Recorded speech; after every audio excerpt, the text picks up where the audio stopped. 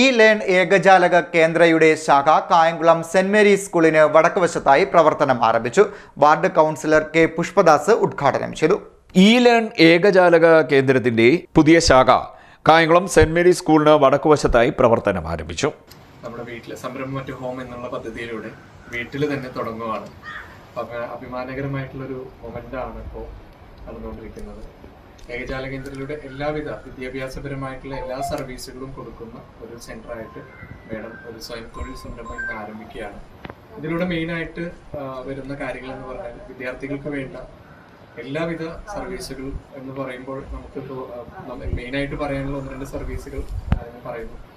ഒന്ന്, കുട്ടികളുടെ കഴിവുകൾ കണ്ടെത്തി അവരുടെ അഭിരുചി കണ്ടെത്തി അവർക്ക് വേണ്ട ഗൈഡൻസും അസസ്മെന്റും നടത്തി അവർക്ക് വേണ്ട കരിയർ മാപ്പിംഗ് ചെയ്തു കൊടുത്ത് അവരുടെ ഒരു സക്സസ് ആവുന്നവരെ അവരെ സപ്പോർട്ട് ചെയ്യുന്ന ഒരു മെന്റർഷിപ്പാണ് ഞാൻ ചെയ്യുന്നത്. അതിനുവേണ്ട ട്രെയിനിങ് ഞാൻ സക്സസ്ഫുള്ളി കംപ്ലീറ്റ് ചെയ്തു. കരിയർ കൗൺസിലർ ട്രെയിനിങ് കംപ്ലീറ്റ് ചെയ്തു. എൻ്റെ സർട്ടിഫിക്കേഷൻ ഞാൻ കിട്ടിയിട്ടുണ്ട്. വളരെയധികം സന്തോഷം. അപ്പോൾ എല്ലാവിധ കാര്യങ്ങളും വിദ്യാഭ്യാസപരമായിട്ടുള്ള എല്ലാവിധ സർവീസുകളും ഇതിന്റെ ഉദ്ഘാടനം വാർഡ് കൗൺസിലർ കെ പുഷ്പദാസ് നിർവഹിച്ചു.